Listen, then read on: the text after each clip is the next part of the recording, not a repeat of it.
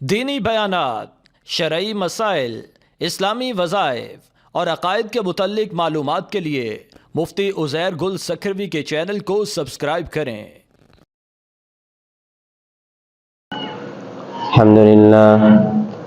الحمدللہ وکفا والصلاة والسلام علی عباده الذین اصطفى اما بعد فاعوذ باللہ من الشیطان الرجیم بسم اللہ الرحمن الرحیم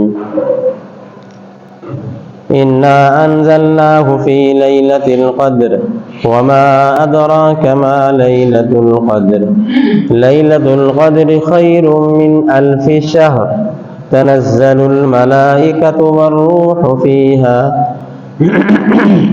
بإذن ربهم من كل أمر سلام هي حتى مطلع الفجر۔ درود اللهم صل على سيدنا محمد وعلى آل سيدنا محمد وبارك وسلم۔ اللهم صل على محمد وعلى آل محمد كما صليت على إبراهيم وعلى آل إبراهيم إنك حميد مجيد۔ اللهم بارك على محمد وعلى آل محمد كما باركت على إبراهيم وعلى آل إبراهيم إنك حميد مجيد۔ محترم مکرم سامعین حضرات، برادران اسلام، رمضان المبارک کا یہ جمعہ انتہائی بابرکت اور باسعادت ہے۔ آج بات کریں گے کچھ لیلۃ القدر کے متعلق اور کچھ اعتکاف کے متعلق۔ تھوڑا ساتھی قریب قریب آ جائیں، جزاک اللہ۔ دیکھیں جی، لیلۃ القدر کے متعلق اس کی یہ ترجمہ بھی کرتا ہوں جو میں نے پڑھا سورت، اس کی فضیلت میں فرمایا انا انزلناہ فی لیلۃ القدر، کہ بے شک ہم نے اس قرآن مجید کو نازل کیا ہے لیلۃ القدر میں۔ وما ادراک ما لیلۃ القدر، اے محمد کریم صلی اللہ علیہ وسلم آپ کو کیا پتا کہ لیلۃ القدر کیا ہے؟ پھر خود بتایا کہ لیلۃ القدر خیر من الف شہر، کہ لیلۃ القدر یہ شب قدر، یہ ایسی رات ہے جس میں نزول قرآن ہوا ہے، یہ رات خیر من الف شہر ہے، 1000 مہینوں کی عبادت سے بھی افضل ہے۔ اب کتنا افضل ہے وہ اللہ ہی جانے کہ کتنا افضل ہے۔ 83 سال کچھ مہینے، اس سے بھی کچھ زیادہ دن بنتے ہیں۔ کہاں بندہ کمزور کہ اتنی بڑی عبادت کر سکے؟ تو دیکھیں جی، اس میں رات میں کیا ہوتا ہے کہ تنزل الملائکہ، فرشتوں کا نزول ہوتا ہے، اور جبریل امین کا بھی نزول ہوتا ہے، والروح فیہا بإذن ربہم من کل امر سلام ہی حتی مطلع الفجر۔ یہ ساری کی ساری رات بابرکت ہے، رحمت کا نزول ہوتا ہے۔ 70,000 فرشتے حضرت جبریل علیہ السلام ان کے ساتھ، ان کی سربراہی میں بیت اللہ کے اوپر ہرا قسم کا ایک جھنڈا اس میں لگا کر کے، گاڑ کر کے، پھر ان کو حکم دیتے ہیں کہ روئے زمین میں تم پھیل جاؤ۔ یہ اس رات کی کارکردگی جو ہے بتا رہا ہوں کہ اس میں کیا کیا ہوتا ہے۔ پھر وہ سارے فرشتے جو ہے روئے زمین میں پھیل جاتے ہیں۔ جہاں کوئی انسان اللہ کی عبادت کر رہا ہے، تلاوت کر رہا ہے، ذکر کے اندر مشغول ہے، تو یہ جا کے ان سے مصافحہ کرتے ہیں اور ان کے نامہ اعمال لکھتے ہیں۔ درج کرتے ہیں کہ فلاں بندہ یہ ذکر کر رہا تھا، یہ تلاوت کر رہا تھا، یہ نفل پڑھ رہا تھا، فلاں اس کام کے اندر، نیکی کے کام کے اندر مشغول تھا، اور ان کو اس رات کا وافر حصہ مل جاتا ہے۔ اور حضرت جبریل علیہ السلام یا فرشتے جن کو ہاتھ دیتے ہیں، مصافحہ کرتے ہیں، ان کی آنکھیں نم ہو جاتی ہیں، آنکھیں بھر آتی ہیں، دل ان کا رقیق ہو جاتا ہے، دل ان کا نرم ہو جاتا ہے، اور وہ رات ٹھنڈی ٹھنڈی ہوتی ہے۔ صبح کو سورج کی روشنی بھی بہت دھیمی دھیمی ہوتی ہے، یہ اس کی کچھ آثار، کچھ نشانیاں۔ بڑی بابرکت رات ہے، جس کو بھی یہ ہاتھ آئی تو بڑا نیک انسان ہے۔ اور کیوں کر نہیں آ سکتی ہے؟ اگر بندہ کوشش کرے تو یہ کیوں نہیں حاصل ہو سکتی ہے؟ اس کا مطلب یہ نہیں ہے کہ بھائی ان کو بولے بھائی آدھا گھنٹہ کام ختم کر لیں پھر بعد میں کرنا، بھائی آدھا گھنٹہ ختم کر لیں فی الحال کام، نماز پڑھ کے پھر شروع کریں، کہ یہ لازم نہیں ہے کہ آپ ساری کی ساری رات عبادت کریں، یہ لازم نہیں ہے، بلکہ یہ ہے کہ اگر آپ کا کچھ حصہ ڈل گیا، اتنا تو کر سکتا ہے انسان کہ بھائی عشاء کی نماز با جماعت پڑھ لے، تراویح پڑھ لے، تراویح نہیں کر سکتا کم سے کم نماز فرض تو پڑھے، نماز فرض پڑھ لے، اور صبح کی نماز بھی با جماعت کر لے، تو خدا کی قسم کہتا ہوں حدیث پاک کی روشنی میں کہ اللہ تبارک و تعالی اس کو بھی شب قدر کا ثواب عطا فرماتے ہیں۔ یہ کہیں نہیں لکھا ہوا کہ ساری رات تم عبادت کرو اور بیداری کے اندر تمہاری رات گزرے، یہ لازم نہیں ہے، کچھ نہ کچھ حصہ آپ کا ڈل جائے۔ لا یکلف اللہ نفسا الا وسعها، اللہ تبارک و تعالی کسی کو اتنی تکلیف نہیں دیتے ہیں جو انسان کے بس میں نہ ہو اور اس کی طاقت میں نہ ہو، ایسا ہرگز نہیں ہے۔ اور یہ رات کون سی ہے؟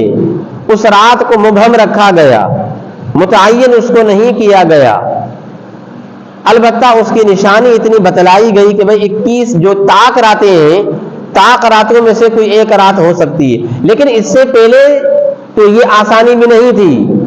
آپ کریم صلی اللہ علیہ وسلم اس سے پہلے جب اللہ تبارک و تعالی نے نہیں بتایا تھا تو آپ نے سارے سال کی راتوں میں آپ نے تلاش کیا ہے، 12 مہینے کی راتوں میں کہ بھی کون سی رات ہے، اور پھر آپ کو جب کچھ اور آسانی ملی کہ بھی وہ رمضان المبارک کی رات ہے تو پھر 30 کی 30 راتوں میں آپ نے جو ہے ان راتوں کو زندہ فرمایا اور بیداری کی آپ نے، اور پھر بتلایا گیا کہ نہیں جی وہ آخری عشرے میں ہے، اتنی آسانی کی گئی، اور پھر آخری عشرے کے اندر بھی اور زیادہ آسانی کی گئی کہ بھائی آخری عشرے کی جو طاق راتیں ہیں ان میں سے کوئی ایک رات ہے۔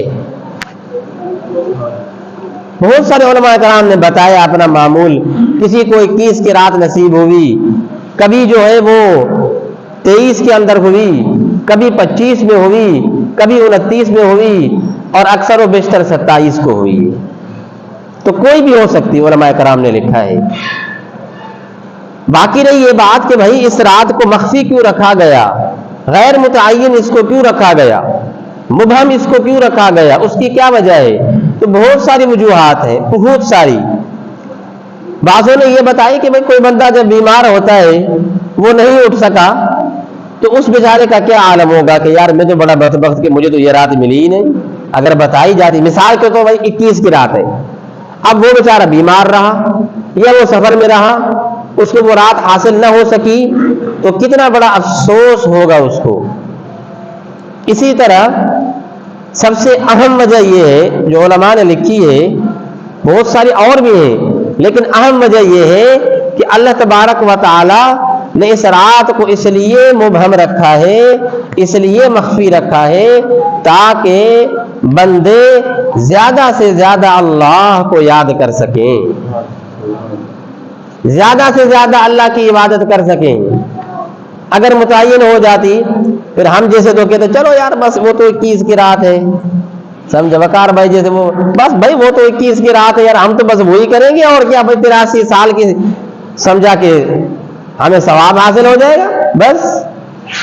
تو اللہ تبارک و تعالیٰ کا یہ مقصد ہے کہ امت کو اس امت محمدیہ امت مرحومہ ہے، جو تمام امت سے افضل امت ہے، جو آخری امت ہے، اس پر رحمت کی گئی ہے، جو سب سے اہم اور بڑی امت ہے، اس کو زیادہ سے زیادہ حکم دیا گیا کہ آپ جو ہے زیادہ سے زیادہ عبادت کریں، کیونکہ آپ کا بڑا شان ہے، بڑا آپ کا شان ہے۔ وَكَذَلِكَ جَعَلْنَاكُمْ أُمَّةً وَسَطًا لِتَكُونُوا شُهَدَاءَ عَلَى النَّاسِ وَيَكُونَ الرَّسُولُ عَلَيْكُمْ شَهِيدًا۔ آپ امت ایسی ہیں جو نبیوں کی آپ گواہ بنیں گے، تمام انبیاء کی امتوں کے خلاف آپ گواہ بنیں گے۔ جب امتیں انکار کریں گی کہ نبی ان کے پاس نہیں آئے تھے، تو یہ امت محمدیہ جو ہے وہ ان کے خلاف اور نبیوں کے حق میں گواہی دے گی۔ ایسی شان تو ہے اس امت کی۔ تو اس رات کو، شب قدر کو مخفی رکھنے کی اہم ایک وجہ علماء نے یہ لکھی ہے کہ اللہ تبارک و تعالی یہ چاہتے ہیں کہ بندے زیادہ سے زیادہ اللہ کی عبادت کریں، کہ 21 کو بھی یاد کریں گے، طاق راتوں میں دیکھیں گے، اور 23 کو بھی کریں گے، 25 کو بھی کریں گے، 27 کو بھی کریں گے، 29 کو بھی، تو عبادت بڑھ جائے گی نا۔ آ رہی بات سمجھ میں؟ اور حضرت اما عائشہ صدیقہ طیبہ طاہرہ عفیفہ حمیرہ رضی اللہ تعالی عنہا نے پوچھا، یا رسول اللہ اگر کسی کو یہ رات مل جائے تو کون سی دعا مانگے؟ تو آپ کریم صلی اللہ علیہ وسلم نے فرمایا کہ عائشہ یہ دعا پڑھنا، اللہم انک عفو کریم تحب العفو فاعف عنی یا فاعف عنا۔ یا اللہ اے کریم پروردگار، تو بڑا مہربان ہے، عفو کریم بڑا معاف کرنے والا ہے، اور تو معافی کو پسند کرتا ہے، تحب العفو معافی کو تو پسند کرتا ہے، فاعف عنی یا اللہ مجھے بھی معاف کر دے۔ اچھا جی، اس میں کیا کرنا چاہیے؟ کچھ دوست جو ہے سوال کرتے ہیں کہ یار بڑی رات ہے، اس میں کیا کریں ہم لوگ؟ اور عبادات تو بہت ساری ہیں الحمدللہ، تو کون سی عبادت کو ہم جو ہے اپنا ہدف بنائیں اور اس پر ہم جو ہے فوکس کریں، کس کو لیں؟ تو علماء نے اس کا جواب دیا کہ بھئی تھوڑی تھوڑی ساری عبادتیں کر لو، کچھ تلاوت کر لو قرآن پاک کی، کچھ جو ہے ذکر کر لو، کچھ نفل پڑھ لو، سمجھا، کچھ کوئی دوسرے اذکار، کچھ دعائیں مانگ لو، تو سب میں آپ کا حصہ ڈل جائے گا، کچھ یہاں سے، کچھ یہاں سے، کچھ وہاں سے، سارے جو ہیں آپ کے نام اعمال میں لکھے جائیں گے۔ اور میں یہ بتاتا ہوں اپنے ناقص ذہن سے کہ اگر جس کو جو آسان لگتا ہے اپنی عمر کے حساب سے، اپنی طاقت کے حساب سے، بھائی اسی ایک کام کو لے لے، اگر سارے نہیں کر سکتا ہے تو کسی کو بیٹھ کر بیچارہ بوڑھا ہے، بھائی وہ ذکر کر لے، آنکھیں کام نہیں کرتی ہے رات میں، تلاوت نہیں کر سکتا، بھائی وہ ذکر کر لے، سمجھا، نفل نہیں پڑھ سکتا ہے، جوان آدمی ہے وہ زیادہ جو ہے مشقت والا کام کرے، نفل پڑھ لے، بھائی کھڑا ہو کے نفل پڑھے، مشقت زیادہ ہے اس میں، اور اپنی استطاعت کے مطابق جو جتنا کام کرے، اور تھوڑی تھوڑی سب میں کر لے، سب میں حصہ ڈل جائے گا اور زیادہ اچھا ہو جائے گا۔ آ رہی بات سمجھ میں؟ تو یہ اس رات کی فضیلت بتائی اور اس کے کچھ اعمال بتائے، اور اہم اعمال جو بتائے گئے، اور کم سے کم میں نے کہا کہ اگر زیادہ نہیں ہو سکتا ہے کہ عشاء کی نماز باجماعت ہو جائے، صبح کی نماز باجماعت ہو جائے طاق راتوں میں، تو انشاءاللہ اس کی فضیلت بلکہ وافر حصہ مل جائے گا شب قدر کا۔ اچھا جی، آخری بات اعتکاف کے متعلق کہ اعتکاف جو ہے وہ سنت مؤکدہ ہے۔ حضور اکرم صلی اللہ علیہ وسلم نے ہجرت کے بعد، مدینہ منورہ ہجرت کرنے کے بعد، آپ کریم صلی اللہ علیہ وسلم سے اعتکاف، یہ مسنون اعتکاف، رمضان المبارک کے آخری 10 دنوں والا اعتکاف مسلسل ثابت ہے۔ اما عائشہ نے فرمایا، حضرت عبداللہ بن عمر نے فرمایا کہ جب سے آپ نے ہجرت کی مدینہ منورہ کی طرف مکہ سے، کبھی آپ نے اعتکاف کو نہیں چھوڑا، صرف ایک موقع پر آپ سے جو ہے وہ چھوٹ گیا۔ سن 8 ہجری میں فتح مکہ کے موقع پر، جب مکہ جو فتح ہونے لگا سن 8 ہجری میں، یعنی ہجرت کے 8ویں سال میں، جب آپ کریم صلی اللہ علیہ وسلم مکہ کی طرف روانہ ہوئے فتح کرنے کے ارادے سے، تو تو پھر یہ ہے کہ یہ اعتکاف رہ گیا، تو اس کی آپ نے کیا کیا کہ آئندہ سال آپ 20 دن اعتکاف میں بیٹھے، اس کا جبر نقصان کر لیا، اس نقصان کی تلافی کر لی۔ تو اس کا مطلب کیا نکلا کہ کبھی بھی آپ نے اعتکاف کو نہیں چھوڑا۔ امام زہری رحمہ اللہ نے لکھا کہ مجھے تعجب ہے لوگوں پر کہ لوگ کہتے ہیں کہ یار اعتکاف بس چند لوگ بیٹھ جائیں، بس کوئی بات نہیں ہے، حالانکہ حضور اکرم صلی اللہ علیہ وسلم نے ساری زندگی مسلسل اعتکاف کیا ہے۔ اور ہوتا کیا ہے آج کل دیکھو، میں تو اکثر دیکھتا ہوں کہ بھائی نوجوان لڑکے سے آ جاتے ہیں اور بیٹھ جاتے، چلو اچھی بات ہے، بیٹھنا چاہیے، یہ بھی اچھی بات ہے، کم سے کم یہ تو ہو، لیکن میں کہتا ہوں بوڑھے کیوں نہیں بیٹھتے ہیں؟ جو مرنے کے قریب ہیں وہ کیوں نہیں بیٹھتے ہیں؟ ان کو اللہ یاد نہیں ہے؟ ان کو قبر یاد نہیں آتی کہ مرنا بھی ہے؟ بوڑھے کیوں نہیں بیٹھتے؟ کہاں بھاگے جاتے ہیں بوڑھے؟ اور درمیانے قسم کے لوگ وہ کیوں نہیں بیٹھتے ہیں؟ صرف نوجوانوں کا ذمہ ہے کہ وہ آ کر کے بیٹھ جاتے ہیں۔ بھائی اچھی بات ہے وہ بھی بیٹھیں، لیکن سب کو بیٹھنا چاہیے، بوڑھوں کو تو زیادہ بیٹھنا چاہیے۔ اور اس کا ارادہ اور نیت تو وہی ہے کہ بھائی جب آپ وہاں سے داخل ہوں گے کہ بھائی مسجد میں اعتکاف سنت کی میں ارادہ کرتا ہوں اللہ کی رضا کی خاطر اور بیٹھتا ہوں 10 دن اعتکاف، یہ اس کی نیت ہے کہ آ کر کے بیٹھ جائیں۔ اور یہاں بیٹھنے کا مقصد کیا ہے؟ کیوں بیٹھ رہے ہیں اعتکاف میں؟ اس لیے بیٹھ رہے ہیں کہ اللہ کی رضا ہمیں لینی ہے اور فقیر ہو کر کے یہاں بیٹھنا ہے، جتنا کر سکیں کرو۔ 24 گھنٹے آپ عبادت کے اندر مشغول ہیں، معتکفین کی بڑی سمجھا کہ اہمیت ہے۔ میں کیا بتاؤں آپ کو، تمام انبیاء علیہ الصلوۃ والسلام نے، تمام انبیاء نے اعتکاف والوں کی بڑی جو ہے خاطرداری کی ہے، یہاں تک کہ حضرت ابراہیم علیہ الصلوۃ والسلام کو، حضرت اسماعیل علیہ الصلوۃ والسلام کو حکم ملا کہ معتکفین کے لیے بیت اللہ کی صفائی کریں، حج پر آنے والوں کے لیے اور اعتکاف کے اندر بیٹھنے والوں کے لیے اور عبادت کرنے والوں کے لیے آپ اس کی صفائی کریں، ان کے استقبال کے لیے۔ تمام انبیاء کی سنت ہے اعتکاف کرنا، اور آپ کریم صلی اللہ علیہ وسلم کی بھی میں نے ابھی آپ کو بات بتائی ہے۔ تو بیٹھنے کا مقصد یہ ہے کہ اللہ کی رضا حاصل کریں گے اور بیٹھ کر کے رو رو کے اللہ کو منا کر کے مغفرت کا پروانہ لے کر کے واپس جائیں گے۔ کیا؟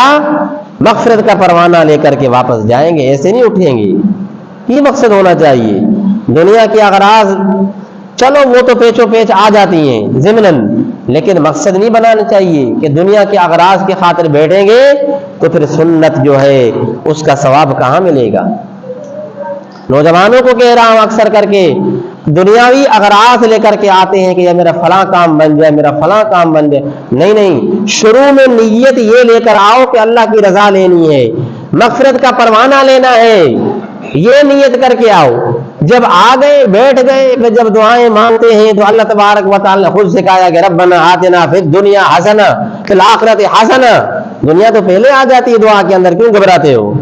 وہ تو ویسے آ جائے گی نا بعد میں، شروع میں نہیں بناؤ۔ نیت کرتے وقت اپنی نیت کو خالص آخرت کے امور کے لیے، آخرت کے کاموں کے لیے نیت کو یہ بنانا ہے شروع میں، پھر بعد میں تو یہ چیزیں خود بخود آ جاتی ہیں نا۔ جائز جو مقصد ہو بعد میں آپ مانگ سکتے، کیوں نہ مانگے؟ ہم کمزور ہیں، انسان کے ہزاریں ضروریات ہیں، لامحدود انسان کی ضروریات ہیں۔ اللہ سے نہیں مانگیں گے تو کس سے مانگیں گے؟ اللہ سے ہی مانگیں گے۔ اسی طرح آخری بات بس، عورت کے اعتکاف کا مسئلہ وہ بھی اسی طرح ہے کہ نیت تو اس کی بھی وہی ہوگی، مگر یہ ہے کہ مردوں کے لیے تو مسجد ایک متعین اور خاص ایک مقام ہے، ایک جگہ ہے، مقدس ایک مقام ہے۔ عورتوں کو کیا کرنا چاہیے؟ ان کے اعتکاف کا کیا طریقہ ہونا چاہیے؟ تو ان کا یہی طریقہ ہے کہ بھائی وہ گھر کے کسی ایک کونے کو یا کسی ایک کمرے کو مخصوص کر لیں، نیت کریں، وہاں پہ کوئی پردہ ڈالیں، کوئی بھی چادر جو ہے ڈالیں کہ بھائی یہ ہمارا جو کونا ہے وہ اعتکاف کا ہے، اور اس میں وہ بیٹھ جائے۔ پھر اپنی طبعی یا اپنی شرعی ضرورت کے بغیر باہر نہ جائیں، طبعی اور شرعی ضرورت کے بغیر اس جگہ سے باہر نہ جائیں۔ ہاں البتہ کبھی ایسا ہو جاتا ہے بیچاری عورتوں کے لیے کوئی متبادل انتظام نہیں ہوتا ہے کہ وہ دوسرا کوئی بندہ نہیں ہے، دوسری کوئی عورت نہیں ہے. کبھی کھانے پکانے کا مسئلہ بھی آ گیا کہ بھائی دوسرا کوئی بندہ ہی نہیں ہے، اب کیا کرے، بیچاری ایک ہے گھر کے اندر. اب وہ کہتی اعتکاف کا مجھے فائدہ بھی مل جائے، اعتکاف کا مجھے ثواب بھی چاہیے، اور گھر کے اندر اکیلی عورت ہے، وہ اس کے لیے کوئی حل ہے شریعت میں؟ ہاں میں کیوں نہیں ہے، وہ بیٹھے اسی جگہ کے اندر بیٹھ جائے، آٹا گوندے، بھائی اپنا کھانا پکائے بھلے، سمجھے. اسی طرح کوئی دوسرا کام ہے گھر کا جو ضرورت کا انتہائی متبادل انتظام اگر نہیں ہو سکتا ہے، اگر متبادل انتظام ہو جائے تو کرنا چاہیے، وہ زیادہ بہتر ہے. اعتکاف والی عورتوں کو الگ یکسوئی کے ساتھ ان کو بیٹھائے کہ بھئی ایک جگہ وہ بیٹھ جائے، تاکہ جو اعتکاف کا مقصد ہے، جو اعتکاف کی روح ہے، جو اعتکاف کی حقیقت ہے، جو اعتکاف کا فلسفہ ہے، وہ ان کو حاصل ہو جائے یکسوئی کے ساتھ. ہاں اگر کوئی دوسرا انتظام نہیں ہے تو یہ کچھ کام جو ہے وہ اسے ایک خاص مقام کے اندر کونے کے اندر بیٹھ کر کے کر سکتی ہیں، اور اپنی طبعی اور شرعی ضرورت کے بغیر باہر نہیں جا سکتی ہیں. یہ عورت کے اعتکاف کا طریقہ تھا. اللہ سے دعا ہے. آپ نے یہ بتایا کہ کھانا پکا لے اس طرح ہے، اگر وہ اکیلی عورت ہے اس کو باہر سے کوئی ضرورت ہے، مجبوری باہر جا کے چیز لانی پڑ جائے.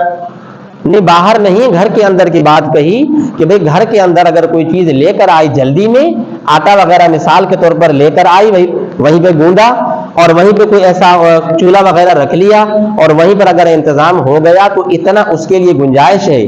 لیکن میں نے کہا افضل طریقہ یہ ہے، بہتر طریقہ یہ ہے کہ متبادل انتظام کیا جائے، تاکہ وہ عورت یکسوئی کے ساتھ اعتکاف کی حقیقت کو، اعتکاف کے مقصد کو، اعتکاف کی روح کو، اعتکاف کے فلسفے کو حاصل کر سکے. اللہ سے دعا عمل کرنے کی، سمجھنے کی توفیق نصیب فرمائے. آخر دعوانا الحمدللہ رب العالمین.